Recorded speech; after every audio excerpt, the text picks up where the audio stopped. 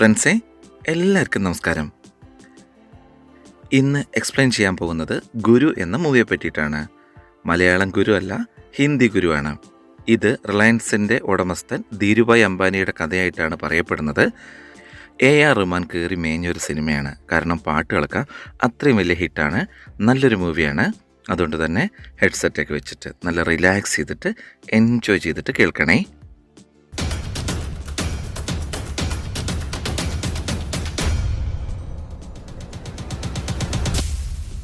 Mallus movie റിവ്യൂയിലേക്ക് സ്വാഗതം. ഇനി കഥകൾ കേൾക്കാം മലയാളത്തിൽ. ഗുരു 2007 റിലീസ് ചെയ്തത്. മണിരത്നമാണ് ഡയറക്റ്റ് ചെയ്തത്. അഭിഷേക് ബച്ചൻ, ഐശ്വര്യ റായ്, മാധവൻ, വിദ്യാ ബാലൻ, മിഥുൻ ചക്രവർത്തി എന്നിവരൊക്കെയാണ് അഭിനയിച്ചിരിക്കുന്നത്. സിനിമ തുടങ്ങുകയായി. ഒരു സ്റ്റേഡിയം കാണിക്കുകയാണ്. അവിടെ നമ്മുടെ നായകൻ ഗുരുവായി നിൽക്കുന്നു. അതെ, അഭിഷേക് ബച്ചൻ തന്നെ. ശക്തി കുടുംബാംഗങ്ങൾക്ക് ഗുരുകാന്ത് ദേശായിയുടെ നമസ്കാരം. സ്വപ്നങ്ങൾ കാണരുത്, സ്വപ്നങ്ങൾ ഒരിക്കലും സത്യമാകില്ല എന്ന് എൻ്റെ അച്ഛൻ പറയുമായിരുന്നു. പക്ഷേ ഞാനൊരു സ്വപ്നം കണ്ടു എന്ന് ഗുരുവായി പറയുന്നു. ജാഗ് ഹേ ദേർ തക് ഹമേ കുച്ച് ദേർ സോനാദോ എന്ന് തുടങ്ങുന്ന ഒരു ടൈറ്റിൽ ഗാനമാണ്. കഥ ഫ്ലാഷ് ബാക്കിലേക്ക്. 1951 ഗുജറാത്തിലെ ഇതാർ വില്ലേജ്. ഞാൻ ഘൻശ്യാമിനെ പോലെ തുർക്കിയിൽ പോയി ജോലി ചെയ്യും എന്ന് ഗുരു അച്ഛനോട് പറയുന്നു. ഗുരുവിൻ്റെ അച്ഛൻ സ്കൂളിലെ കണക്ക് മാഷാണ്. ആരാണ് നിന്നെ പോലെയുള്ള കഴുതിക്ക് ജോലി തരുന്നത്? അച്ഛൻ ചോദിക്കുകയാണ്. പട്ടണത്തിൽ ഇൻ്റർവ്യൂ പോയിരുന്നു. ഘനശ്യാം കൊണ്ടുപോയി. അവനവിടെ ജോലി കിട്ടി, പാസ്പോർട്ടും ഉണ്ട്. അവൻ പോകട്ടെ എന്ന് അമ്മയും സഹോദരനും ഗുരുവിനെ സപ്പോർട്ട് ചെയ്യുന്നുണ്ട്. ഓഹോ, ഇതൊക്കെ എന്നെ വിളിച്ച് ചെയ്യുന്നത് എന്തിനാ? നാളെ റിസൾട്ട് വരുമല്ലോ, അപ്പോൾ തീരുമാനിക്കാം. നീ പട്ടണത്തിൽ പോയിട്ട് റിസൾട്ട് നോക്കിയിട്ടാണോ വന്നത്, അതോ നീ തോറ്റുപോയോ എന്നൊക്കെയാണ് അച്ഛൻ ചോദിക്കുന്നത്. ഗുരു ഒന്നും മിണ്ടാതെ നിൽക്കുന്നു.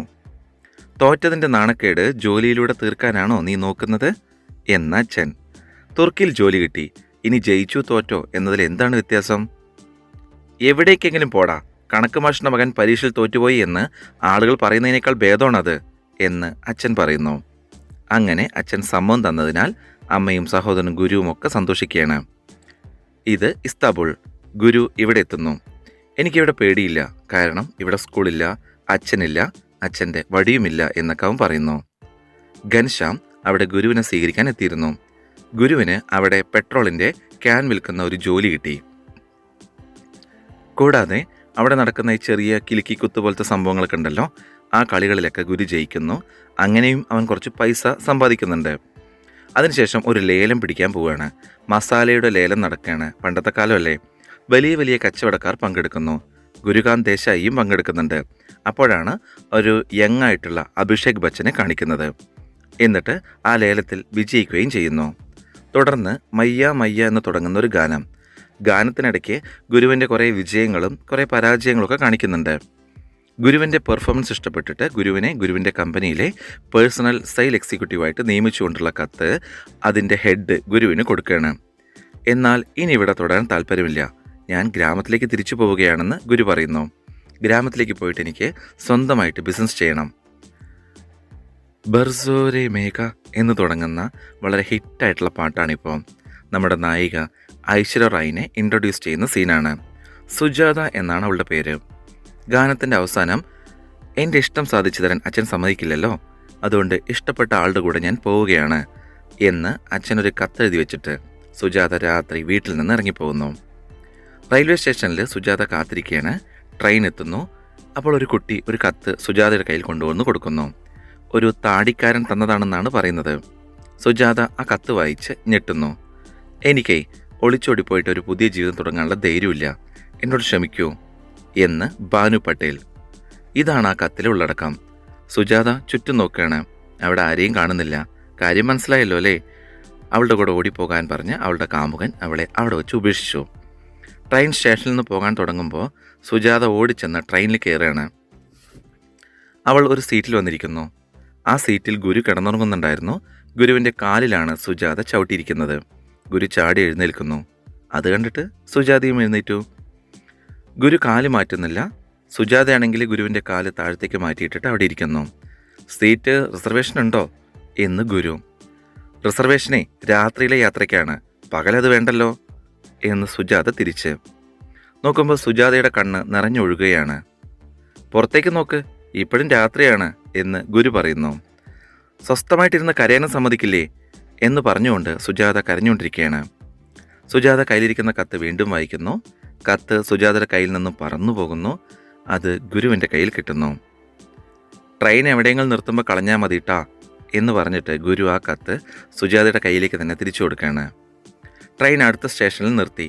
സ്റ്റേഷനെത്തി എന്ന് പറഞ്ഞുകൊണ്ട് ഗുരു സാധനങ്ങളെടുത്ത് ഇറങ്ങാൻ തുടങ്ങുന്നു. സ്റ്റേഷനിൽ ഇറങ്ങുമ്പോൾ സുജാതയെ അന്വേഷിച്ച് ആളുകൾ അവിടെ എത്തുന്നുണ്ട്. കഴിഞ്ഞ സ്റ്റേഷനിൽ നിന്ന് കയറിയ പെൺകുട്ടിയല്ലേ, അതാ അവിടെ ഇരിക്കുന്നുണ്ട് എന്ന് ഗുരു പറയുന്നു. അവർ ട്രെയിനിൽ കയറി സുജാതയെ തിരിച്ചു വിളിച്ചുകൊണ്ട് പോകുന്നു. അങ്ങനെ ഗുരു ഗ്രാമത്തിലെത്തുന്നു. അമ്മയെയും സഹോദരനെയും കാണുന്നു. അതിനുശേഷം അച്ഛൻ ഗുരുവിനെയും കൂട്ടി സ്കൂളിലെത്തുന്നു. ഗുരുവിനെ സന്തോഷത്തോടെ അവിടെ എല്ലാവർക്കും പരിചയപ്പെടുത്തുന്നു. അതിനുശേഷം ഗുരു പോക്കറ്റിൽ നിന്ന് അച്ഛന് ഒരു ഗിഫ്റ്റ് കൊടുക്കുന്നു. ഒരു വാച്ചാണത്. അത് അച്ഛൻ്റെ കയ്യിൽ കെട്ടിക്കൊടുക്കുന്നു. എത്ര ദിവസത്തെ അവധിയുണ്ട് കണക്ക് അച്ഛൻ ചോദിക്കുകയാണ്. ഇനി തിരിച്ചു പോകുന്നില്ല അച്ഛാ, ഇവിടെ ഞാൻ ബിസിനസ് ചെയ്യാൻ ആഗ്രഹിക്കുന്നു എന്ന് ഗുരു. പക്ഷേ എന്തുകൊണ്ടോ അച്ഛൻ അതിനോട് യോജിക്കാൻ കഴിയുന്നില്ല. അദ്ദേഹം ദേഷ്യപ്പെട്ടിട്ട് വാച്ച് അഴിച്ചിട്ട് തിരിച്ചു കൊടുക്കുകയാണ്. ഇത് കണ്ടിട്ട് സങ്കടമായിട്ട് ഗുരു കൂട്ടമണി അടിക്കുന്നു. സ്കൂളിലെ കുട്ടികളെല്ലാം പുറത്തേക്ക് ഇറങ്ങി ഓടുകയാണ്. അതിനുശേഷം ഗുരുവും ബാല്യകാല സുഹൃത്തായ ജിഗ്നേഷും കൂടിയിട്ട് ബിസിനസ്സിൻ്റെ കാര്യം സംസാരിക്കുകയാണ്. അച്ഛൻ സമ്മതിക്കില്ല, 15,000 രൂപ എൻ്റെ കയ്യിലുണ്ട്, ഇനി ഒരു 15,000 രൂപ കൂടി ഉണ്ടെങ്കിൽ ബിസിനസ് ചെയ്യാൻ പറ്റും എന്ന് ഗുരു പറയുന്നു. എൻ്റെ അച്ഛൻ്റെ കയ്യിൽ പൈസയൊക്കെ ഉണ്ട്, പക്ഷെ തരില്ല, ചേച്ചിയുടെ കല്യാണത്തിന് വേണ്ടി മാറ്റി വെച്ചിരിക്കുകയാണ് എന്ന് ജിഗ്നേഷ്. അതെന്തിനാ പൈസ മാറ്റി വെച്ചിരിക്കണേ, സ്ത്രീധനം കൊടുക്കാനാണോ എന്ന് ഗുരു. അതെ. അത് ശരി, എത്രയുണ്ടാവും എന്ന് ഗുരു ചോദിക്കുകയാണ്. 15,000 രൂപയുണ്ട് എന്ന് ജിഗ്നേഷ് പറയുന്നു. ശരി, ആ പെൺകുട്ടിയെ, നിൻ്റെ പെങ്ങളെ ഞാൻ കല്യാണം കഴിക്കാം എന്ന് ഗുരു പറയുന്നു. എടാ ചേച്ചിയാണ്, ചേച്ചിക്ക് എന്നേക്കാൾ ഒരു വയസ്സിന് മൂത്തതാണ്, അപ്പം നിന്നേക്കാളും മൂത്തതല്ലേ എന്ന് ജിഗ്നേഷ്. അതൊന്നും സാരമില്ല, ഞാൻ വന്ന് സംസാരിക്കാം എന്ന് ഗുരു പറയുന്നു. ഞാൻ വിവാഹം കഴിച്ചാലേ എനിക്ക് ആ പൈസ കിട്ടുമല്ലോ, അപ്പോൾ ബിസിനസ് തുടങ്ങാം. ബിസിനസ് തുടങ്ങുമ്പോൾ നീ എൻ്റെ പാർട്ട്ണറായിരിക്കും കേട്ടോ എന്നൊക്കെയാണ് ഗുരു പറയുന്നത്. അതിനുശേഷം ഗുരു ജിഗ്നേഷിൻ്റെ വീട്ടിൽ ചെല്ലുന്നു. അവിടെ വെച്ചിട്ട് സുജാതയെ കാണുന്നുണ്ട്. സുജാതയാണെങ്കിൽ ഇങ്ങനെ ഊഞ്ഞാലിൽ ആടിക്കൊണ്ടിരിക്കുകയാണ്. നല്ലൊരു അടിപൊളി ബാക്ക്ഗ്രൗണ്ട് സ്കോറൊക്കെ കേട്ടപ്പോൾ ദമ്മർ ദമ്മർ ആ ഒരു പാട്ടൊക്കെ ഇല്ലേ. എന്തിനാ വന്നത്, കല്യാണത്തിൻ്റെ കാര്യം പറഞ്ഞു വന്നതാണോ? ആണെങ്കിലേ തിരിച്ചു വയ്ക്കോ, എനിക്ക് കല്യാണമൊന്നും കഴിക്കണ്ട എന്ന് സുജാത. അപ്പോൾ ഗുരു, നേരത്തെ കണ്ടപ്പോൾ ഭയങ്കര കരച്ചിലായിരുന്നല്ലോ, നിങ്ങളെ എനിക്കറിയില്ല, പിന്നെ എന്തിനു ഞാൻ നിങ്ങളുടെ മുമ്പിൽ കരയണം എന്ന് സുജാത തിരിച്ച്. ട്രെയിനിൽ എല്ലാവരുടെയും മുമ്പ് കരഞ്ഞില്ലേ. ഇതൊക്കെ പറഞ്ഞതും സുജാത വീട്ടിനകത്തേക്ക് കയറി പോവുകയാണ്. ജിഗ്നേഷ് വന്ന് ഗുരുവിനെ കൂട്ടിക്കൊണ്ടു പോയിട്ട് ജിഗ്നേഷിൻ്റെ അച്ഛൻ്റെ അടുത്തേക്ക് പോകുന്നു. ഗുരു അച്ഛനോട് സംസാരിക്കുന്നു. അങ്ങയുടെ മകളെ എനിക്ക് വിവാഹം കഴിക്കണമെന്ന്. അവൾ ഇവിടെ നിന്ന് ഇറങ്ങിപ്പോയത് കാരണം ആളുകൾ പലതും പറയുന്നുണ്ട് എന്ന് സുജാതയുടെ അച്ഛൻ പറയുന്നു. അത് കുഴപ്പമില്ല, അന്ന് ആ ട്രെയിനിൽ ഞാനും ഉണ്ടായിരുന്നു, എനിക്കെല്ലാം അറിയാം, ഞാൻ നോക്കിക്കോളാം എന്ന് ഗുരു പറയുന്നു. അങ്ങനെ ജിഗ്നേഷിൻ്റെ അച്ഛൻ അവരുടെ കല്യാണത്തിന് സമ്മതിക്കുന്നു. അവരുടെ വിവാഹം നടക്കുന്നു. ഈ സമയത്തൊക്കെ ആ നല്ല BGM ഉണ്ട് കേട്ടോ. ദമ്മർ ദമ്മർ മസ്ത് ആ പറഞ്ഞിട്ടുള്ള BGM നല്ല രസമായിരിക്കും കാണാൻ. കല്യാണത്തിനൊക്കെ ശേഷം ഗുരു ജിഗ്നേഷിനെയും കൂട്ടി ബിസിനസ് ചെയ്യാനായിട്ട് ബോംബെയിലേക്ക് പോകാനായിട്ട് റെയിൽവേ സ്റ്റേഷനിൽ നിൽക്കുകയാണ്. അവരെ യാത്ര അയക്കാനായിട്ട് വീട്ടുകാരും വന്നിട്ടുണ്ട്. വിവാഹം കഴിഞ്ഞിട്ട് ഭാര്യയെ കൂടെ കൊണ്ടുപോകാതെ ഭാര്യയുടെ സഹോദരനെയാണോ കൂടെ കൊണ്ടുപോകുന്നത് എന്ന് അമ്മ. ഗുരു അതിന് മറുപടിയൊന്നും പറയാതെ എല്ലാവരോടും ആശീർവാദം വാങ്ങിയിട്ട് ട്രെയിനിൽ കയറാൻ തുടങ്ങുകയാണ്. തിരിഞ്ഞു നോക്കുമ്പോൾ സുജാതയെ കാണുന്നു. കുറച്ചു നേരം സുജാതയെ നോക്കി നിന്നിട്ട് ട്രെയിനിൽ കയറാൻ തുടങ്ങുമ്പോൾ പോകല്ലേ എന്ന് സുജാത പറയുന്നു. എന്താ, ഞാനിവിടെ ഒറ്റയ്ക്ക് മരിച്ചു പോയാലോ? വരുന്നുണ്ടെന്ന് ചോദിച്ചപ്പോൾ വരുന്നില്ല എന്ന് നീ തന്നെയല്ലേ പറഞ്ഞത് എന്ന് ഗുരു. ഒന്നുകൂടെ ചോദിക്കായിരുന്നില്ലേ, ഇപ്പോഴും സമയമുണ്ടല്ലോ, എന്നിട്ടും ചോദിച്ചില്ലല്ലോ. അതിന് നീ സാധനങ്ങളൊന്നും എടുത്തിട്ടില്ലല്ലോ. എനിക്ക് 2-3 സാരി മേടിച്ചു തരാൻ നിങ്ങൾക്ക് സാധിക്കില്ല എന്ന് സുജാത ചോദിക്കുകയാണ്. പെട്ടെന്ന് ട്രെയിൻ വിടാൻ തുടങ്ങുന്നു. എന്നാ വാ എന്ന് പറഞ്ഞിട്ട് ഗുരു സുജാതയെയും കൂട്ടി ട്രെയിനിലേക്ക് കയറുന്നു. അങ്ങനെ ബോംബെയിലെത്തിയിട്ട് ഗുരു ജിഗ്നേഷിനെയും കൂട്ടിയിട്ട് ബോംബെയിൽ തുണികളുടെ ബിസിനസ് ചെയ്യുന്ന ചന്തയിലെത്തുകയാണ്. അവിടെ തുണികളുടെ ലേലം നടക്കുകയാണ്. അവിടെ ഒരാളോട് മധുരദാസ് ആരാണെന്ന് ചോദിക്കുന്നു. അയാൾ വേറൊരാളെ ചൂണ്ടിക്കാണിക്കുകയാണ്. ഗുരു മധുരദാസിൻ്റെ അടുത്ത് ചെന്നിട്ട് സംസാരിക്കുന്നു. തുണിയുടെ ബിസിനസ് ചെയ്യാൻ ആഗ്രഹമുണ്ട്. അപ്പോൾ മധുരദാസ് പറയാണ്, ബിസിനസ് ചെയ്യണമെങ്കിൽ അസോസിയേഷൻ്റെ മെമ്പർഷിപ്പ് വേണം. എന്നാൽ മെമ്പർഷിപ്പ് തരൂ. ഏയ് അത് പറ്റില്ല, ഇനിയുള്ള 5 വർഷത്തേക്ക് മെമ്പർഷിപ്പ് കൊടുക്കില്ല. എന്തുകൊണ്ടാണെന്ന് ഗുരു ചോദിക്കുമ്പോൾ അർസാൻ കോൺട്രാക്ടറാണ് അസോസിയേഷൻ്റെ അധ്യക്ഷൻ. അദ്ദേഹത്തിൻ്റെ കത്തുണ്ടെങ്കിൽ മാത്രമേ മെമ്പർഷിപ്പ് ലഭിക്കൂ എന്ന് പറയുന്നു. അങ്ങനെ ഗുരു അർസാൻ കോൺട്രാക്ടറുടെ അടുത്തേക്ക് ചെല്ലുമ്പോൾ അദ്ദേഹമാണെങ്കിൽ ഈ വോൾഫ് കളിച്ചുകൊണ്ടിരിക്കുകയാണ്. എന്താ വേണ്ടത് എന്ന് അർസാൻ ചോദിക്കുമ്പോൾ തുണികളുടെ ബിസിനസ് തുടങ്ങാൻ താങ്കളുടെ കത്ത് വേണമെന്ന് പറയുന്നു. ദാ ഈ ബോളില്ലേ, ആ കുഴിയിലിടാമെങ്കിൽ കത്ത് തരാമെന്ന് അർസാൻ കോൺട്രാക്ടർ. ഗുരു ബോൾ എടുത്തു കൊണ്ടുപോയിട്ട് കുഴിയിൽ കൊണ്ടുപോയിടുന്നു. ഇനി കത്ത് തരുമോ? തരാമെന്ന് അർസാൻ കോൺട്രാക്ടർ പറയുന്നു. ശേഷം സുജാതയെ കാണിക്കുകയാണ്. പച്ചക്കറി മേടിച്ചുകൊണ്ടിരിക്കുമ്പോൾ ഗുരു വന്നിട്ട് സുജാതയെ വലിച്ചുകൊണ്ട് വീട്ടിലേക്ക് പോകുന്നു. എന്താണെന്ന് ചോദിക്കുമ്പോൾ നിനക്ക് വേണ്ടി ഒരു സാധനം വാങ്ങിക്കൊണ്ട് വന്നിട്ടുണ്ട് എന്ന് പറയുന്നു. മുറിയിലേക്ക് ചെല്ലുമ്പോൾ അവിടെ ഒരു ഊഞ്ഞാല് കൊണ്ടുവന്ന് കെട്ടിയിരിക്കുന്നു. ഇതാണോ എന്ന് സുജാത. അങ്ങനെ അവരുടെ പ്രേമരംഗം നടന്നുകൊണ്ടിരിക്കുമ്പോൾ പെട്ടെന്ന് ജിഗ്നേഷ് ദേഷ്യത്തോടെ കയറി വരുന്നു. നമ്മുടെ ആ ഹർജിയില്ലേ, അത് അർസാൻ കോൺട്രാക്ടർ കയറിക്കളഞ്ഞു. അയാൾ നമുക്ക് കത്ത് തരില്ല എന്ന് പറഞ്ഞു. ഇനി എന്താ ചെയ്യുക? നമുക്ക് തിരിച്ച് ഗ്രാമത്തിലേക്ക് പോകേണ്ടി വരുമോ എന്ന് സുജാത. പോകുന്നതാണ് നല്ലത്, അല്ലെങ്കിൽ റോഡിലേക്ക് ഇറങ്ങേണ്ടി വരുമെന്ന് ജിഗ്നേഷ്. അപ്പോൾ ഒരാൾ തൻ്റെ വളർത്തുനായിയും പിടിച്ചുകൊണ്ട് നടന്നു വരികയാണ്. മിഥുൻ ചക്രവർത്തിയാണ്. ആള് ഗുരുവിൻ്റെ അടുത്തെത്തി നിൽക്കുകയാണ്. നിങ്ങൾ ആരാണ് എന്ന് ഗുരുവിനോട് ചോദിക്കുന്നു. നിങ്ങളാരാണ് എന്ന് ഗുരു തിരിച്ച്. ഞാൻ ദാ അവിടെ താമസിക്കുന്ന ആളാണ്. പക്ഷേ ഞാൻ അവിടെ താമസിക്കുന്ന ആളല്ല എന്ന് ഗുരു. പിന്നെ നീ എന്തിനാ എൻ്റെ കെട്ടിടത്തിലേക്ക് നോക്കിക്കൊണ്ട് നിൽക്കുന്നത്? ഓ, നോക്കുന്നതിന് പൈസ തരണോ? കെട്ടിടം റോഡിൻ്റെ സൈഡിലാണ്. റോഡ് സർക്കാരിൻ്റെയാണ്. രാജ്യം സ്വതന്ത്രമാണ്. എവിടെ വേണമെങ്കിലും നോക്കാം എന്ന് ഗുരു ദേഷ്യത്തോടെ. നല്ലതാണ്, രാവിലെ ദേഷ്യം നല്ലതാണ് എന്ന് പറഞ്ഞുകൊണ്ട് അയാൾ ഗുരുവിനെയും പിടിച്ചുകൊണ്ട് നടക്കുന്നു. നിങ്ങളുടെ പേരെന്താ എന്ന് ഗുരു.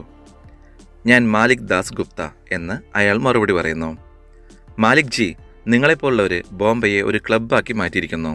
ഇവിടെ അത് ചെയ്യരുത് ഇത് ചെയ്യരുത് എന്ന് നിബന്ധനകൾ ഉണ്ടാക്കി വെച്ചിരിക്കുന്നു എന്നൊക്കെ പറഞ്ഞിട്ട് ഗുരു ദേഷ്യപ്പെടുന്നുണ്ട്.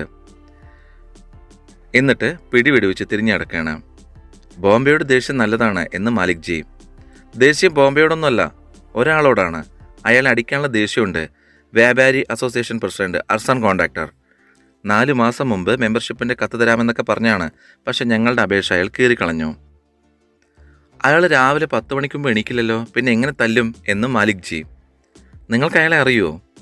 അറിയാം. എങ്കിൽ എനിക്ക് വേണ്ടി ഒരു കാര്യം ചെയ്യുമോ? ഞാൻ ആർക്കു വേണ്ടിയും ഒന്നും ചെയ്തു കൊടുക്കാറില്ല എന്ന് മാലിക് ജി പറയുന്നു. നിങ്ങളെപ്പോലുള്ളവർ പാവപ്പെട്ടവർക്ക് വേണ്ടി എന്തെങ്കിലുമൊക്കെ ചെയ്യണ്ടേ എന്ന് ഗുരു. ശരി, നാളെ എൻ്റെ ഓഫീസിലേക്ക് വാ എന്ന് മാലിക് ജി. എനിക്ക് കത്ത് മേടിച്ചു തരുമോ എന്ന് ഗുരു. കത്ത് മേടിച്ചു തരാമെന്ന് എനിക്ക് പറ്റില്ല.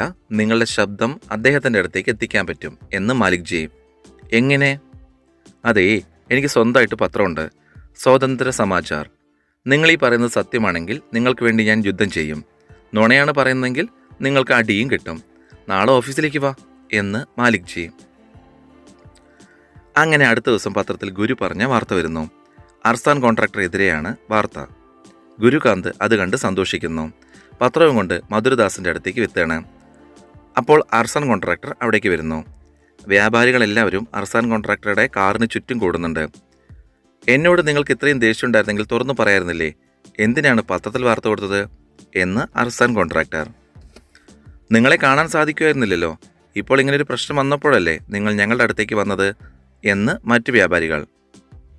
ഓ, എന്നാൽ ഇനി അസോസിയേഷന് എൻ്റെ ആവശ്യമില്ല, അതുകൊണ്ട് ഞാൻ രാജിവെക്കുകയാണ് എന്ന് അർസാൻ കോൺട്രാക്ടർ പറയുന്നു. അയ്യോ സാർ, രാജിവെക്കല്ലേ എന്ന് മധുരദാസ്. അതെ, അദ്ദേഹം തീരുമാനിച്ചിട്ടാണ് വന്നത്. ഇനി അതിൽ മാറ്റം ഉണ്ടാവില്ല എന്ന് ഗുരു. തീരുമാനത്തിലൊന്നും മാറ്റില്ല, പക്ഷേ നാളെ ഒരു പ്രശ്നം ഉണ്ടായാൽ കരഞ്ഞുകൊണ്ട് എൻ്റെ അടുത്തേക്ക് വരരുത് എന്ന് അർസാൻ കോൺട്രാക്ടർ. നിങ്ങൾ പേടിക്കണ്ട, എന്ത് പ്രശ്നം ഉണ്ടായാലും നിങ്ങളുടെ അടുത്തേക്ക് വരില്ല എന്ന് ഗുരു. ഇങ്ങനെ പേടിച്ചാൽ എങ്ങനെയാണ് ബിസിനസ് ചെയ്യുക എന്ന് മറ്റുള്ള വ്യാപാരികളോടും പറയുന്നുണ്ട്. അങ്ങനെ ആ പ്രശ്നം തീർന്നു. ഗുരു ഒരു മുറിയിൽ ബിസിനസ് ശക്തി എന്ന പേരിൽ തുടങ്ങുന്നു. പൂജ നടക്കുമ്പോൾ മാലിക് ജി അവിടെ എത്തുന്നുണ്ട്. മാലിക് ജിയുടെ കൂടെ അവരുടെ ചെറുമകൾ മീനുവും ഉണ്ട്. അതിനുശേഷം കേല സിൽക്കിൻ്റെ ബിസിനസ് തുടങ്ങിയാൽ വിജയിക്കുമോ എന്ന് ജിഗ്നേഷ്. വിജയിപ്പിക്കാമെന്ന് ഗുരു. അവർ ചെല്ലുമ്പോൾ കേല സിൽക്കിൻ്റെ മാർക്കറ്റ് അടച്ചിട്ടിരിക്കുകയാണ്. എന്താണെന്ന് ഗുരു ചോദിക്കുമ്പോൾ നഷ്ടമായതുകൊണ്ട് സർക്കാർ ഇത് പൂട്ടി സീൽ വെച്ചിരിക്കുകയാണ് എന്ന് പറയുന്നു. ഒരു KR മേനോൻ IAS ഓഫീസറാണ് ഒപ്പുവെച്ചിരിക്കുന്നത്. ഇനി നമുക്കൊന്നും ചെയ്യാൻ സാധിക്കില്ല എന്ന് മധുരദാസ്. ഗുരു എല്ലാ വ്യാപാരികളെയും കൂട്ടി വസ്ത്രങ്ങളുമായിട്ട് KR മേനോൻ IASൻ്റെ വീട്ടിലെത്തുന്നു. വസ്ത്രങ്ങളുടെ കെട്ടുകൾ മുഴുവൻ KR മേനോൻ്റെ വീടിനകത്തേക്ക് വെക്കുന്നു. ഇതെല്ലാം എന്താണെന്ന് അദ്ദേഹം ചോദിക്കുമ്പോൾ, അങ്ങ് മാർക്കറ്റ് പൂട്ടി സീൽ വെച്ചില്ലേ, ഇതെല്ലാം അപ്പം ഞങ്ങൾ എന്ത് ചെയ്യും? അതുകൊണ്ട് മാർക്കറ്റ് തുറക്കുന്നതുവരെ ഇതെല്ലാം ഇവിടെ തന്നെ ഇരിക്കട്ടെ എന്ന് പറഞ്ഞിട്ടാണ് അവരെല്ലാം തിരിച്ചു പോകുന്നത്. അപ്പോൾ KR മേനോൻ എന്ത് പണ്ടാരാണിത് എന്നൊക്കെ മലയാളത്തിൽ പറയുന്നുണ്ട് കേട്ടോ. ഇത്രയും വലിയൊരു സിനിമയിൽ മലയാളം കേൾക്കുമ്പോൾ ഒരു സുഖം. ഗുരുവും ജിഗ്നേഷും ഭക്ഷണം കഴിച്ചുകൊണ്ടിരിക്കുമ്പോൾ പുറത്തു നിന്നും ആരോ വിളിക്കുന്നത് കേൾക്കുകയാണ്. അവർ നോക്കുമ്പോൾ KR മേനോൻ താഴെ റോഡിൽ മഴയത്ത് നിന്ന് നിലവിളിക്കുകയാണ്. ഈ കേല സിൽക്കിൻ്റെ കിട്ടുകളെ വീട്ടിൽ വെച്ചിരിക്കുന്നത് പുറത്തിറങ്ങിയാൽ എൻ്റെ ജോലി പോകും, എന്തെങ്കിലും ചെയ്യണമെന്ന് KR മേനോൻ. മാർക്കറ്റ് തുറക്കാതെ ഒന്നും ചെയ്യാൻ പറ്റില്ല എന്ന് ഗുരു. അങ്ങനെ KR മേനോൻ മാർക്കറ്റ് തുറക്കുന്നു. വ്യാപാരികളെല്ലാം സന്തോഷിക്കുന്നു. ഗുരുവിനെ അവർ അംഗീകരിക്കുകയും ചെയ്യുന്നു. അതിനുശേഷം ഗുരുഭായ് മാലിക്ജിയെ കാണാൻ പോകുന്നു. എന്നിട്ട് മാലിക്ജിക്കും മീനുവിനും സമ്മാനങ്ങളൊക്കെ നൽകുന്നുണ്ട്. അങ്ങനെ ഗുരുഭായ് കേല സിൽക്കിൻ്റെ ബിസിനസ്സിൽ വിജയിക്കുന്നു. സ്വന്തമായിട്ട് കാറ് വാങ്ങുന്നു. വിജയത്തിൻ്റെ ഭാഗമായിട്ട് പാർട്ടി നടത്തുന്നു. പാർട്ടിയിൽ വെച്ചിട്ട് കേല സിൽക്കിന് ഇപ്പോൾ 3 മടങ്ങ് ലാഭം കൂടുതലുണ്ട് എന്ന് കാഷ്യർ പറയുന്നു. ശരി, അങ്ങനെയെങ്കിൽ നമുക്ക് പുതിയൊരു ഫാക്ടറി തുടങ്ങാം. വിദേശത്തു നിന്ന് മിഷൻ കൊണ്ടുവന്ന് പുതിയതായിട്ട് പോളിയസ്റ്ററിൻ്റെ ബിസിനസ് തുടങ്ങുന്ന കാര്യം ഗുരുഭായ് വിശദീകരിക്കുന്നു. അതിന് പൈസ എവിടെ നിന്നാണ് എന്ന് ജിഗ്നേഷ് ചോദിക്കുമ്പോൾ, ആളുകളുടെ കയ്യിൽ നിന്ന് നമ്മൾ വാങ്ങും, 10 രൂപയ്ക്ക് ഷെയർ ആളുകൾക്ക് വിൽക്കും, അങ്ങനെ എല്ലാവരെയും നമ്മുടെ കമ്പനിയുടെ മുതലാളിമാരാക്കി മാറ്റും, അങ്ങനെ തുടങ്ങാം എന്ന് ഗുരുഭായ് പറയുന്നു. എന്തുകൊണ്ടിത് എന്നോട് ആലോചിച്ചില്ല എന്ന് ജിഗ്നേഷ് ചോദിക്കുമ്പോൾ, നിന്നോട് ചോദിച്ചാൽ കേല സിൽക്കിൻ്റെ ബിസിനസ് തുടങ്ങിയപ്പോൾ എതിർത്തതുപോലെ നീ ഇതും എതിർക്കുമായിരുന്നില്ലേ എന്ന് ഗുരുഭായ്. പക്ഷേ ഗുരുവിൻ്റെ പ്രവൃത്തി ജിഗ്നേഷിന് ഇഷ്ടപ്പെടുന്നില്ല. അവൻ പാർട്ടിയിൽ നിന്ന് ദേഷ്യത്തിൽ ഇറങ്ങിപ്പോകുന്നു. അപ്പോൾ സുജാത ജിഗ്നേഷിനെ വിളിച്ചുകൊണ്ട് ജിഗ്നേഷിൻ്റെ പുറകെ പോകുന്നുണ്ട്. എന്നോട് ദേഷ്യമായി, സാരമില്ല, ഞാൻ തിരിച്ചുകൊണ്ടുവരാമെന്ന് പറഞ്ഞ് ഗുരുഭായും ജിഗ്നേഷിൻ്റെ പുറകെ പോകുന്നു. സുജാത ജിഗ്നേഷിനോട് സംസാരിക്കുന്നു. ജിഗ്നേഷ് ദേഷ്യപ്പെട്ട് സംസാരിക്കുകയാണ്. അദ്ദേഹം നമ്മളെ രണ്ടുപേരെയും നന്നായി നോക്കുന്നില്ലേ, ഗ്രാമത്തിന് പുറത്തേക്ക് നമ്മളെ കൊണ്ടുവന്ന അദ്ദേഹമല്ലേ, അത് നമ്മളോട് ഇഷ്ടമുണ്ടായിട്ടല്ലേ എന്നൊക്കെ സുജാത ചോദിക്കുകയാണ്. ഇവന് നമ്മളെക്കാൾ വേണ്ടത് പണത്തെയാണ്, അറിയോ, അവൻ നിന്നെ വിവാഹം കഴിച്ചത് എന്തുകൊണ്ടാണെന്ന് അറിയോ എന്ന് ജിഗ്നേഷ് ചോദിക്കുകയാണ്. കൂട്ടുകാരൻ്റെ സഹോദരി ആയതുകൊണ്ട് വീട്ടിൽ നിന്ന് ഇറങ്ങിപ്പോയത് അറിഞ്ഞിട്ടും വിവാഹം കഴിച്ചു എന്ന് സുജാത. അതൊന്നും കൊണ്ടല്ല, അച്ഛൻ നിനക്ക് സ്ത്രീധനം തരാനായിട്ട് 15,000 രൂപ കരുതി വെച്ചിരുന്നു. ആ പൈസ അവന് വേണമായിരുന്നു ബിസിനസ് തുടങ്ങാൻ, അത് കൈക്കലാക്കാനാണ് ഇവൻ നിന്നെ വിവാഹം കഴിച്ചത് എന്ന് ജിഗ്നേഷ് പറയുന്നു. എന്നിട്ട് അവൻ ഗ്രാമത്തിലേക്ക് പോകാൻ തുടങ്ങുന്നു. ഇത് കേട്ട സുജാത ഇവൻ പറഞ്ഞൊക്കെ സത്യമാണോ എന്ന് ഗുരുഭായിനോട് ചോദിക്കുന്നു. ഗുരുഭായ് ഒന്നും മിണ്ടാതെ നിൽക്കുകയാണ്. സുജാതയും വിഷമത്തോടെ ജിഗ്നേഷിൻ്റെ കൂടെ ഗ്രാമത്തിലേക്ക് പോകുന്നു. വീണ്ടും ദംദർ മസ്ത് മസ്ത് എന്ന പാട്ട് ഫുൾ സോങ് വരികയാണ്. ഗുരുഭായും സുജാതയും അവരവരുടെ ഓർമ്മകളിലാണ് ഇങ്ങനെ പാട്ടിൻ്റെ അവസാനം ഗുരുഭായ് സുജാതയുടെ വീട്ടിലെത്തുന്നു. ഗുരുഭായിനെ കണ്ട് സുജാത ഓടി വന്ന് കെട്ടിപ്പിടിക്കുന്നു. എന്നിൽ നിന്നും അകന്നു പോകല്ലേ എന്ന് സുജാത. നീ കൂടിയുണ്ടെങ്കിൽ ഞാൻ ഈ ലോകം മുഴുവൻ വെട്ടിപ്പിടിക്കില്ലേടി എന്ന് ഗുരുഭായ്. എന്നാൽ ഞാനും വരുന്നുണ്ട് എന്ന് സുജാത. അങ്ങനെ അവരുടെ പ്രശ്നങ്ങൾ തീർന്നു. ഗുരുഭായിയുടെ വിജയങ്ങൾ തുടങ്ങുകയായി. ശക്തി ഇൻഡസ്ട്രീസിന് വേണ്ടിയിട്ട് ഫാക്ടറി പണിയുന്നു. ആളുകളിൽ നിന്നും ഷെയർ വാങ്ങിക്കൊണ്ട് ഗുരുഭായി പല സ്ഥലങ്ങളിലും ശക്തി ഇൻഡസ്ട്രീസിൻ്റെ ഫാക്ടറികൾ തുടങ്ങുന്നു. ഗുരുഭായിയും സുജാതയും കൂടി ഒരു വിവാഹ പാർട്ടിയിൽ പങ്കെടുക്കാൻ എത്തുന്നു. അവിടെ മാലിക്ജിയുടെ ചെറുമകൾ മീനുവിനെ കാണുന്നു. ആ സമയത്ത് മീനു ഒരു അസുഖമൊക്കെ ബാധിച്ച ശേഷം വീൽ ചെയറിലാണ്. അവിടെ കാണുന്നവരെല്ലാം ഗുരുഭായിയെ വന്ദിക്കുന്നുണ്ട്. മാലിക്ജി എവിടെ എന്ന് മീനുവിനോട് ചോദിക്കുമ്പോൾ അമേരിക്കയിലാണ് എന്ന് പറയുന്നു. ഒരാൾ താങ്കളെ കാണാൻ കാത്തിരിക്കുന്നു എന്ന് പറഞ്ഞുകൊണ്ട് അർസാൻ കോൺട്രാക്ടർ ഗുരുഭായിയുടെ അടുത്തേക്ക് വരികയാണ്. എന്നിട്ട് വിളിച്ചുകൊണ്ട് പോകുന്നു. ആ സമയത്ത് മീനു സുജാതയോട് എന്തെങ്കിലും സന്തോഷ വർത്താനുണ്ടോ എന്ന് ചോദിക്കുന്നു. എടി, അത് നിനക്കെങ്ങനെ മനസ്സിലായി എന്ന് സുജാത. മുഖം നന്നായി തിളങ്ങുന്നുണ്ട്, പെൺകുട്ടിയായിരിക്കും കേട്ടോ, അതും എന്നെപ്പോലെ എന്ന് മീനു. കോൺട്രാക്ടർ അച്ഛൻ ഗുരുഭായിക്ക് ബ്ലാങ്ക് ചെക്ക് കൊടുക്കുകയാണ്. ഇതിൽ നീ എത്ര വേണമെങ്കിലും എഴുതിയെടുത്തോ, ഇത്രയും നാളും ചെയ്ത ബിസിനസ് എല്ലാം നിർത്തണം. തനിക്കൊരാൾ വില പറഞ്ഞത് ഗുരുഭായിക്ക് സഹിക്കാൻ കഴിയുന്നില്ല. ഗുരുഭായി കോൺട്രാക്ടർക്കെതിരായിട്ട് പത്രങ്ങളിൽ വാർത്ത കൊടുക്കുകയാണ്. എല്ലാ പത്രങ്ങളും കോൺട്രാക്ടർക്കെതിരായിട്ട് വാർത്ത അച്ചടിക്കുന്നു. മാലിക്ജിയുടെ പത്രത്തിലും വാർത്ത വരുന്നു. അദ്ദേഹം സ്ഥലത്തില്ലായിരുന്ന സമയത്താണ് വാർത്ത വന്നത്. തെറ്റായ വാർത്തയാണ് അച്ചടിച്ചത് എന്ന് മാലിക്ജിക്ക് മനസ്സിലാവുന്നുണ്ട്. അദ്ദേഹം പത്രത്തിലെ തൊഴിലാളികളെ വിളിച്ച് വഴക്ക് പറയുന്നു. നാളത്തെ പത്രത്തിൽ തന്നെ ക്ഷമാപണം അച്ചടിക്കണമെന്ന് മാലിക്ജി പറയുന്നു. ഗുരുവിനെ വിളിക്കാനും പറയുന്നുണ്ട്. ശേഷം ഗുരുവും ശ്യാമും മാലിക്ജിയും കൂടെ സംസാരിക്കുന്നു. ശ്യാം എന്നുള്ളത് മാധവനാണ് കേട്ടോ. മീനുവും അവിടെയുണ്ട്. ഗുരുവിനെക്കുറിച്ച് ശ്യാമിൻ്റെ അഭിപ്രായം എന്താണെന്ന് മാലിക്ജി ചോദിക്കുന്നു. നല്ലയാളാണ്, ഇന്ത്യൻ ഇൻഡസ്ട്രിയുടെ വിജയത്തിൻ്റെ മുഖ്യ കാരണമാണ് എന്നെല്ലാം ശ്യാം പറയുന്നു. ഗുരുവായുടെ വിശേഷണങ്ങളല്ല ചോദിച്ചത്, ശരിക്കുള്ള അഭിപ്രായം പറയേ എന്നും മാലിക് ജി. സത്യം പറഞ്ഞാൽ ഇയാളൊരു രോഗമാണ്. നല്ല കാര്യങ്ങൾ ചെയ്യുന്നതിനൊപ്പം തന്നെ ഇയാൾ ആളുകളെ തെറ്റിലേക്ക് നയിക്കുന്നു. ഗുരു വലിയ തെറ്റാണ് ചെയ്തത്, അത് ആളുകളുടെ മുന്നിൽ കൊണ്ടുവരണമെന്ന് മാലിക് ജി ശ്യാമിനോട് പറയാണ്. അതിനുശേഷം ശക്തി ഇൻഡസ്ട്രീസിൻ്റെ ഒരു മീറ്റിംഗ്. ഗുരുവായി സംസാരിക്കുകയാണ്. ശക്തി കുടുംബത്തിന് ഗുരുകാന്ത് ദേശായിയുടെ നമസ്കാരം. ആദ്യമായിട്ടാണ് ഒരു കമ്പനി മീറ്റിംഗ് പുറത്തു വെച്ച് നടത്തുന്നത്. നമ്മൾ അത്രയ്ക്ക് വലുതാണ്. ഇപ്പോൾ ഗുജറാത്തിലെ ഏറ്റവും വലിയ കമ്പനിയാണ് നമ്മൾക്കൊരു സ്വപ്നം കണ്ടാലോ, ഇന്ത്യയിലെ ഏറ്റവും വലിയ കമ്പനി എന്നൊക്കെ ഗുരുവായി പറയുന്നുണ്ട്. അവിടെ ന്യൂസ് റിപ്പോർട്ടറായിട്ട് ശ്യാമുണ്ട്. ആളുകൾ ഗുരുവായിക്ക് നൽകുന്ന പിന്തുണ കണ്ടിട്ട് ശ്യാം അത്ഭുതപ്പെടുന്നു. അതിനുശേഷം ശ്യാം ഗുരുവായിക്കെതിരായിട്ട് തെളിവുകൾ ഉണ്ടാക്കുന്നു, പത്രത്തിൽ അച്ചടിക്കുന്നു, ആളുകളുടെ ഇടയിൽ എത്തിക്കുന്നു. ആ സമയത്ത് സുജാതയ്ക്കും ഗുരുവായിക്കും ഇരട്ട പെൺകുട്ടികളുണ്ടാവുന്നു. ജോഡി ഹേയെ എന്ന് തുടങ്ങുന്ന ഒരു ആഘോഷ ഗാനൊക്കെയാണ്. മാലിക് ജിയുടെ പത്രം പ്രിൻറ്റിങ് നടക്കുന്നതിനിടയിൽ കറണ്ട് പോകുന്നു. അവിടെ മാത്രമാണ് കറണ്ട് പോയതെന്ന് തൊഴിലാളികൾ പറയുന്നുണ്ട്. അപ്പോൾ ശ്യാമും മീനുവും കൂടെ സംസാരിക്കുകയാണ്. ഇപ്പോൾ കറണ്ട് പോയതിൻ്റെ കാരണം പറയാമോ? 3 അവസരം തരാം. ഗുരുബായ് ഗുരുബായ് ഗുരുബായ് എന്ന് മീനു 3 തവണ പറയുന്നു. എൻ്റെ ആഗ്രഹങ്ങൾ എന്തെല്ലാമെന്ന് അറിയോ ശ്യാം? ഇല്ല, എന്താണ്? ഈ വീൽ ചെയറില്ലാതെ, മരുന്നുകളില്ലാതെ 3 ദിവസം ജീവിക്കാൻ ആഗ്രഹിക്കുന്നു. പാട്ടുപാടി ഡാൻസ് ചെയ്ത് 3 ദിവസം എന്നൊക്കെ മീനു ശ്യാമിനോട് പറയുന്നുണ്ട്. ശേഷം ഒരു ദിവസം സുജാത കുട്ടികളെയും കൊണ്ട് മാലിക് ജിയെ കാണാൻ വരുന്നു. മാലിക് ജി കുട്ടികളെ ഓമനിപ്പിക്കുകയൊക്കെ ചെയ്യുന്നുണ്ട്. രണ്ടുപേരും എന്തിനെങ്ങനെ വഴക്കിടുന്നത്, ഇത് നിർത്തിക്കൂടെ എന്ന് സുജാത. മാലിക് ജി അപ്പോൾ നടന്നു ചെന്ന് ഗുരുബായിയെ ഫോണിൽ വിളിക്കുന്നു.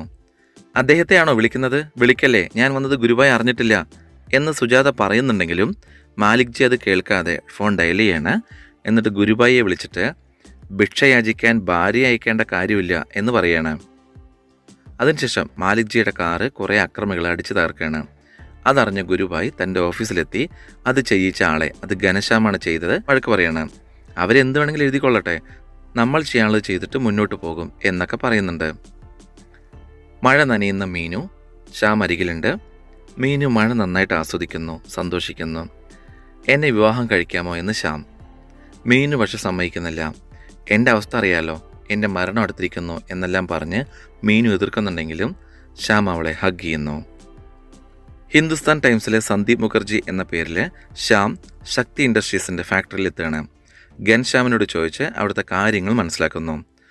സർക്കാരിൽ നിന്നും അനുവദിച്ചതിനേക്കാൾ കൂടുതൽ വസ്ത്രങ്ങൾ അവിടെ ഉൽപ്പാദിപ്പിക്കുന്നു എന്ന് ശ്യാം മനസ്സിലാക്കുന്നു. 6 സ്പിന്നിങ് മെഷീൻ വെക്കാനുള്ളവിടെ 12 വെച്ചിട്ട് സർക്കാരിനെ പറ്റിക്കുകയില്ലേ എന്ന് ശ്യാം ചോദിക്കുകയാണ്.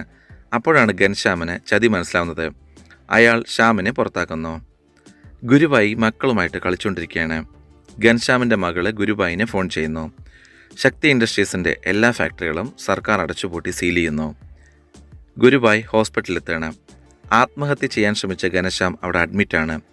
ഗുരുബായ് ഘനശ്യാമിനെ വഴക്ക് പറയുന്നു. ശേഷം ശ്യാമിനെ കാണാൻ ശ്യാമിൻ്റെ വീട്ടിലെത്തുന്നു. ഈ ചെയ്യുന്നതൊക്കെ ശരിയാണെന്ന് തോന്നുന്നുണ്ടോ? ശ്യാം ഗുരുബായിക്കെതിരായിട്ടുള്ള കാര്യങ്ങൾ പറയാണ്. ഇങ്ങനെയൊക്കെ നിങ്ങൾ ചെയ്തിട്ടില്ലേ എന്നൊക്കെ, ഇതിനൊക്കെ തെളിവുണ്ടോ എന്ന് ഗുരുബായ്. പക്ഷേ ആ സംസാരത്തിനിടയ്ക്ക് ശ്യാമിൻ്റെയും മീനുവിൻ്റെയും വിവാഹ ഫോട്ടോ കാണുന്നു. മീനു എന്ന് വിളിച്ച് ഗുരുബായ് മുറിയിലേക്ക് ചെല്ലുകയാണ്. അപ്പോൾ മുകളിൽ നിന്നും മീനു ഗുരുബായ് എന്ന് വിളിക്കുന്നുണ്ട്. ശ്യാം മുകളിൽ ചെന്ന് മീനുവിനെ എടുത്തുകൊണ്ടുവരുന്നു. മീനു ആണെങ്കിൽ വളരെ ടയേർഡാണ് കേട്ടോ. വിവാഹം അറിയിക്കാത്തതിൽ ഗുരു പരാതി പറയുന്നു. ആരെയും അറിയിച്ചിട്ടില്ല, വളരെ ചെറിയൊരു ഫംഗ്ഷനായിരുന്നു, നമുക്കിടയിൽ ഒന്നും സംഭവിച്ചിട്ടില്ല, ഞങ്ങളുടെ ശബ്ദം കേൾക്കാൻ സാധിക്കുന്നുണ്ടെങ്കിൽ തെറ്റിൽ നിന്നും പിന്മാറൂ എന്നൊക്കെ ശ്യാം പറയുന്നുണ്ട്. നിങ്ങൾ എത്ര ഉച്ചത്തിൽ സംസാരിച്ചാലും ഞാൻ ചെയ്യാനുള്ളത് ഞാൻ ചെയ്യും എന്ന് ഗുരുബായും. ഗുരുബായി സമ്മേളനത്തിൽ സംസാരിക്കുകയാണ്. ശക്തി ഇൻഡസ്ട്രീസിൻ്റെ ഷെയർ ഹോൾഡേഴ്സ് ആ സമ്മേളനത്തിൽ ബഹളം ഉണ്ടാക്കുന്നു. ഞങ്ങളുടെ പൈസ തിരിച്ചു തരാൻ ആവശ്യപ്പെടുന്നു. ആരും ഗുരുബായി പറയുന്നത് കേൾക്കാൻ തയ്യാറാവുന്നില്ല. അതിനുശേഷം ഗുരുബായും സുജാതയും തിരിച്ചു പോവുകയാണ്. എന്നിട്ട് അവർ ബോംബെയിൽ ആദ്യം താമസിച്ചൊരു വീടുണ്ട്, അവിടേക്ക് പോവുകയാണ്.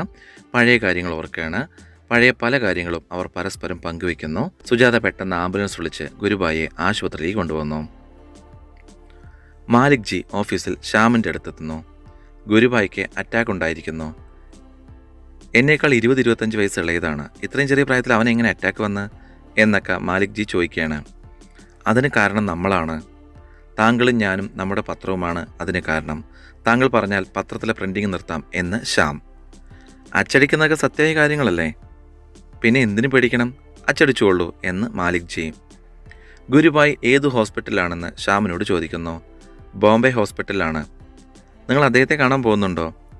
എന്തിന്, ഞാൻ പോകുന്നില്ല എന്ന് മാലിക് ജി പറയുന്നുണ്ടെങ്കിലും ഗുരുഭായിയെ കാണാൻ വേണ്ടിയിട്ട് ഹോസ്പിറ്റലിൽ എത്തുകയാണ്. മറിഞ്ഞു നിന്നിട്ട് ഗുരുഭായിനെ നോക്കുമ്പോൾ പുറകിലൂടെ സുജാത എത്തുന്നു. അദ്ദേഹം ഇപ്പോഴും ജീവനോടെ ഉണ്ട്. ഇങ്ങനെ കാണാനാണോ വന്നത്? മരിച്ചിട്ടില്ല, പക്ഷേ 2 മാസം കൊണ്ട് നിങ്ങളോട് മത്സരിക്കാൻ പാകത്തിന് ഞാൻ ആക്കിയെടുക്കും എന്ന് സുജാത മാലിക് ജിയോട് പറയുന്നു. സുജാത മക്കളെയും കൂട്ടി ഗുരുവായുടെ അടുത്തിരിക്കുന്നു. മക്കളെ കൊണ്ട് സംസാരിപ്പിക്കുന്നു, പാട്ട് പഠിപ്പിക്കുന്നു. പക്ഷേ ഗുരുവായി അങ്ങനെ അനങ്ങാതെ കിടക്കുകയാണ്. ശക്തി കോർപ്പറേഷനെതിരായുള്ള സമൻസുമായിട്ട് ഹോസ്പിറ്റലിൽ ഗുരുവായിനെ കാണാൻ കോർട്ടിൽ നിന്നുള്ള ആളുകൾ എത്തുകയാണ്. ഒക്ടോബർ 16 കോർട്ടിൽ ഹാജരാകാനുള്ള കത്തിൻ്റെ കോപ്പി ഗുരുവായിയെ കൊണ്ട് ഒപ്പിടിച്ച് വാങ്ങിച്ചുകൊണ്ട് പോകുന്നു. 2 മാസത്തിന് ശേഷം ഒക്ടോബർ 16 ഗുരുവായും സുജാതയും കാഷ്യറും കൂടിയിട്ട് കോർട്ടിന് മുന്നിൽ ഹാജരാകുന്നു. ജഡ്ജിങ് പാനലിലെ ആളുകളുമായിട്ട് സംസാരിക്കുകയാണ്. അവർ ചോദിക്കുന്ന ചോദ്യങ്ങൾക്ക് ഗുരുഭായ് സുജാതയുടെ ചെവിയിൽ മറുപടി പറഞ്ഞു കൊടുക്കും. അത് സുജാത ഉച്ചത്തിൽ പറയും. മറുപടി ഗുരുഭായുടേതാണോ അതോ നിങ്ങളുടേതോ എന്ന് ജഡ്ജസ്.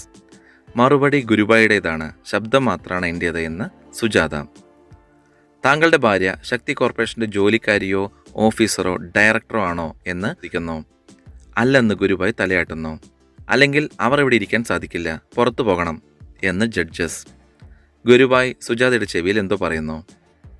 ഞാൻ ശക്തി കോർപ്പറേഷൻ്റെ ഉടമസ്ഥയാണ്, 50% ഷെയർ എൻ്റെ പേരിലാണ് എന്ന് സുജാത പറയുന്നു. നിങ്ങൾക്ക് ഞങ്ങൾ പറയുന്നതിൻ്റെ അർത്ഥം മനസ്സിലാകുന്നുണ്ടോ? ജയിലിൽ പോകുമ്പോൾ നിങ്ങളും കൂടെ പോകേണ്ടി വരും. ജഡ്ജസ് പറയുമ്പോൾ ഞാൻ പാർട്ട്ണറല്ലേ, എവിടെ പോയാലും കൂടെ പോകും എന്ന് സുജാത. ശേഷം ഗുരുഭായും സുജാതയും മീനുവിനെ കാണാനെത്തുന്നു. മീനു ആണെങ്കിൽ നല്ല അവശ നിലയിലാണ്. ഗുരുഭായിയോട് ജഡ്ജസ് പറയാണ്. പക്ഷെ ഗുരുഭായ് കുറ്റം സമ്മതിക്കാൻ തയ്യാറാവുന്നില്ല. അതിനുശേഷം മീനു മരിച്ച വിവരമാണ് അറിയുന്നത്. മീനുവിൻ്റെ ശരീരം ദഹിപ്പിക്കുന്ന ചടങ്ങ് ഗുരുഭായും സുജാതയൊക്കെ അവിടെ എത്തുന്നുണ്ട്. അതിനുശേഷം ഗുരുഭായും സുജാതയും കൂടെ കോടതിയിലെത്തുന്നു. അവിടെ ധാരാളം ആളുകൾ കൂടി നിൽക്കുന്നുണ്ട്. അവരെല്ലാവരും ഗുരുഭായ്ക്ക് പിന്തുണ നൽകുന്നുണ്ട്. ശക്തി കോർപ്പറേഷൻ്റെ ഷെയറുകൾ വാങ്ങിയിട്ടുള്ള ആൾക്കാരായിരുന്നു അവർ. അവരുടെ പിന്തുണ ഗുരുഭായ്ക്ക് നല്ല ആത്മവിശ്വാസം കിട്ടണേ. കോടതി മുറിയിലെത്തുന്ന ഗുരുഭായ്ക്കെതിരായിട്ട് കുറ്റപത്രം വായിക്കാൻ തുടങ്ങുന്നു. ഗുരുഭായ്ക്ക് സംസാരിക്കണം എന്ന് സുജാത ആവശ്യപ്പെടുന്നു. ഇന്നലെ സംസാരിക്കാൻ അവസരം തന്നാണ്, അപ്പോഴൊന്നും പറഞ്ഞില്ലല്ലോ. ഇപ്പോൾ പബ്ലിക്കുണ്ട്, താങ്കളുടെ ശബ്ദം വളരെ ബലഹീനമായിരിക്കുന്നു. പബ്ലിക്കിന് മുന്നിൽ സംസാരിച്ചാൽ അവരും നിങ്ങൾക്കെതിരാകും. പബ്ലിക്കിനെ ഞാൻ പേടിക്കുന്നില്ല, കാരണം ഞാനും ഒരു പബ്ലിക് തന്നെയല്ലേ. ഇന്നത്തേക്ക് വേണ്ടി ഞാൻ ശബ്ദം സംഭരിച്ചു വെച്ചിട്ടുണ്ട്, പറയട്ടെ എന്ന് ഗുരുഭായ്. ഓക്കെ, 5 മിനിറ്റ് സമയം നൽകുന്നു എന്ന് ജഡ്ജസ്. ഗുരുഭായ് അവിടെ നിന്ന് എഴുന്നേൽക്കുന്നു. എനിക്ക് വേണ്ടി മാത്രമല്ല, എൻ്റെ 30 ലക്ഷം ഷെയർ ഹോൾഡേഴ്സിനും കൂടി വേണ്ടി. അതിനിടയ്ക്ക് എനിക്ക് പല പ്രാവശ്യം വീഴ്ച സംഭവിച്ചിട്ടുണ്ട്. അവിടെ നിന്ന് എഴുന്നേറ്റ് വീണ്ടും മുന്നോട്ട് പോയിട്ടുണ്ട്. താങ്കൾക്കിനി 3 മിനിറ്റുകൾ കൂടിയുള്ളൂ എന്ന് ജഡ്ജ് ഓർമ്മപ്പെടുത്തുന്നു. ഞാൻ വലിയ കളിക്കാരനൊന്നുമല്ല, എന്നാൽ എൻ്റെ ബിസിനസ്സിൻ്റെ കരുത്തനായ കളിക്കാരനാണ്. പോളിയസ്റ്റർ ഉണ്ടാക്കാൻ എനിക്കറിയാം, ഫൈബറും കെമിക്കലും ഒക്കെ ചേർത്തിട്ട്, അതും ഫസ്റ്റ് ക്വാളിറ്റിയിൽ. അതാണോ ഞാൻ ചെയ്ത തെറ്റ്? അതിനു വേണ്ടിയിട്ടാണോ ഞാൻ മാപ്പപേക്ഷിക്കേണ്ടത്? എനിക്ക് ഇവിടെ വരെ എത്താനായിട്ട് പലതും നഷ്ടപ്പെടുത്തേണ്ടി വന്നു. എൻ്റെ ഈ കൈകൾ ഒരു വശം തന്നെ എനിക്ക് നഷ്ടപ്പെട്ടു. ഇനി എൻക്വയറി തീരുമ്പോഴേക്കും എനിക്കിനി എന്തൊക്കെ നഷ്ടപ്പെടുമെന്ന് എനിക്കറിയില്ല. എൻ്റെ ശബ്ദം, എൻ്റെ ബുദ്ധി, പക്ഷെ ഒന്നു മാത്രം ഞാൻ നഷ്ടപ്പെടുത്തില്ല, എൻ്റെ ധൈര്യം. അത് മാത്രം. കാരണം അതൊരു സാധാരണ മനുഷ്യൻ്റെ ധൈര്യമാണ്, ഒരു ദേശത്തിൻ്റെ ധൈര്യമാണ്. നിങ്ങളെല്ലാവരും ചേർന്ന് എന്നെ തടയാൻ ശ്രമിക്കുകയല്ലേ? ഞാൻ ഒറ്റയ്ക്കല്ല, എൻ്റെ കൂടെ മുഴുവൻ രാജ്യവുമുണ്ട്. ഈ രാജ്യത്തിൻ്റെ അത്രയും ശക്തി നിങ്ങൾക്കോ നിങ്ങളുടെ നിയമത്തിനോ ഇല്ല. ഇനിയും എന്നെ ശിക്ഷിക്കണമെങ്കിൽ ആയിക്കൊള്ളൂ, എനിക്ക് പേടിയില്ല.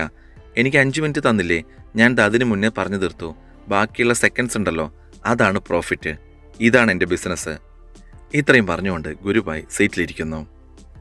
ജഡ്ജിങ് പാനൽ ചർച്ച ചെയ്തിട്ട് ശക്തി കോർപ്പറേഷനെതിരെയുള്ള ടാക്സ് പിടിച്ചെടുത്തിട്ട് ബാക്കി കേസുകളെല്ലാം ഒഴിവാക്കുന്നതായിട്ട് പ്രഖ്യാപിക്കുന്നു. സിനിമയുടെ ആദ്യം കാണിച്ച ആ സ്റ്റേഡിയം കാണിക്കുകയാണ്. അവിടെ നായകൻ ഗുരുഭായ് നിൽക്കുന്നു. പിറകിലായിട്ട് സുജാതി മക്കളൊക്കെ ഉണ്ട്. അവിടെ കൂടിയിരിക്കുന്ന ആളുകളോട് ഗുരുഭായ് സംസാരിക്കുന്നു. സ്വപ്നങ്ങൾ കാണരുത്, സ്വപ്നം ഒരിക്കലും സത്യമാകില്ല എന്ന് എൻ്റെ അച്ഛൻ പറയുമായിരുന്നു. പക്ഷേ ഞാനൊരു സ്വപ്നം കണ്ടു, നമ്മളൊരു സ്വപ്നം കണ്ടു. ഹിന്ദുസ്ഥാനിലെ ഏറ്റവും വലിയ കമ്പനി ഉണ്ടാക്കാനുള്ള സ്വപ്നം. ആ സ്വപ്നമാണ് ഇന്ന് പൂർത്തിയായിരിക്കുന്നത്. ഇനിയും നമുക്കൊരു സ്വപ്നം കണ്ടാലോ? ഒരേ ഒരു സ്വപ്നം കൂടെ, ലോകത്തിലെ ഏറ്റവും വലിയ കമ്പനി എന്ന സ്വപ്നം എന്ന് ഗുരുഭായ് പറയുന്നു. ആളുകൾ സന്തോഷത്തോടെ ആർത്തു വിളിക്കുന്നു. അങ്ങനെ പ്രിയപ്പെട്ടവർ, ഈ സിനിമ നല്ലൊരു ഹാപ്പി എൻഡിങ് ആവുകയാണ്. എങ്ങനെയുണ്ടായിരുന്നു? ഇത് കേട്ടപ്പോൾ എന്ത് തോന്നി എന്നുള്ള നിങ്ങളുടെ അനുഭവം കമൻ്റായിട്ട് വയ്ക്കുമല്ലോ. ഇങ്ങനെ പ്രിയപ്പെട്ടവർ നിർദ്ദേശിച്ച ഓരോരോ സിനിമകളായിട്ട് എടുത്തുകൊണ്ടിരിക്കുകയാണ്. നിങ്ങൾ നിർദ്ദേശിച്ച സിനിമയും ഒരു ദിവസം ചെയ്യും. പിന്നെ ആദ്യമായിട്ട് കാണുന്നവരോട് മല്ലൂസ് മൂവി റിവ്യൂ 2.0 അങ്ങനെ 2 ചാനലുണ്ട്. ഇത് രണ്ടിലും ജോയിൻ ചെയ്യണം. അതോടൊപ്പം തന്നെ മല്ലൂസ് മൂവി റിവ്യൂ എന്നുള്ള ടെലഗ്രാം ചാനലിലും ജോയിൻ ചെയ്യണം. എന്നാൽ പിന്നെ അടുത്തൊരു നല്ല മൂവിയുടെ എക്സ്പ്ലനേഷനുമായിട്ട് അടുത്ത വീഡിയോയിൽ കാണാം. താങ്ക്